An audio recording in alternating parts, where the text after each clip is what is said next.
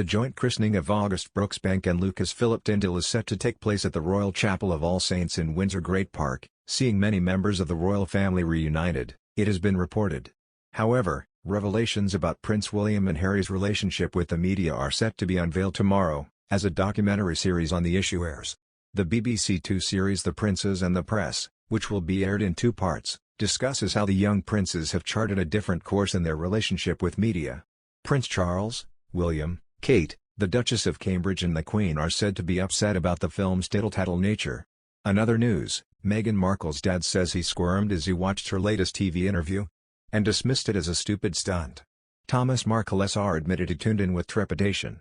But he wasn't prepared for the 20-minute cringe fest in which Prince Harry's wife goofed around with talk show host Ellen DeGeneres. Thomas, 77, told, "It's no way to behave. The whole thing was kind of embarrassing. It was certainly embarrassing for the royal family. It's embarrassing for her as well. I suspect it embarrassed everyone in the UK, too. She's putting herself out there as a duchess, but I've never seen a duchess behave this way, doing stupid stunts."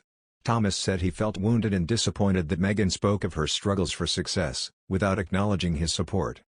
Thomas, a retired Hollywood lighting director, winced at home in Mexico as Meghan took part in a skit which saw her do squats and say daft things at a market stall. Back in the studio, in front of a packed audience, Meghan talked of being a struggling actress in her 20s, doing auditions at a Los Angeles studio. She said her car had faulty doors that meant she had to climb in and out via the boot. However, there was no mention of her dad, who says he supported her both financially and professionally throughout her childhood and fledgling career. Thomas said he even helped pull strings to get her a union card so she could find work. He said, "I'm disappointed she didn't mention me. I hooked her up with a director on the General Hospital TV show and that got her a couple of lines on one of the shows which got her a union card. It's really difficult to get a job without a card, so that was crucial. I paid for the card too. I've been disappointed all this hasn't been acknowledged." Contradicting what Meghan said about her car, Thomas said, "The Ford Explorer she had in her early 20s that she mentioned was a good running vehicle. I don't remember any time she had to crawl out of the back of it to get out, like she said. The doors worked fine on that vehicle until the day she got rid of it." The Ellen Show saw Meghan hand out copies of her children's book The Bench to audience members, while a picture flashed up on screen of her showing Archie feeding chickens while wearing jeans, t-shirt and yellow Peppa Pig hunter wellies. Thomas has read the book and is unimpressed, saying, "That book is not for children. No child would read or understand that book. That is an adult's book, it's for her husband. No kid would be interested. The only thing interesting for a kid in that book is the picture of the dog on the cover."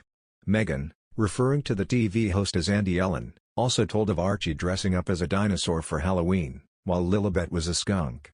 The anecdotes were bittersweet for Thomas, who has not met either of them. It also triggered memories of a young Meghan.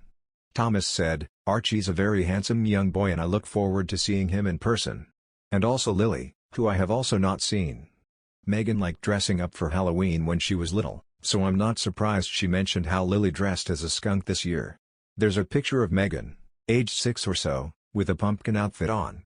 It was funny to hear Meghan talking about Lily teething. Meghan was just the same when she was that age. She'd be crying and crying and crying. Doria and I would carry her around to calm her down. We'd keep things in the refrigerator she could suck on to soothe her, too, and eventually she got over it. Thomas said he wasn't surprised by Meghan saying Harry had taken to the US lifestyle, but he said his son-in-law should get a job delivering newspapers as all he seems to do is ride his bike.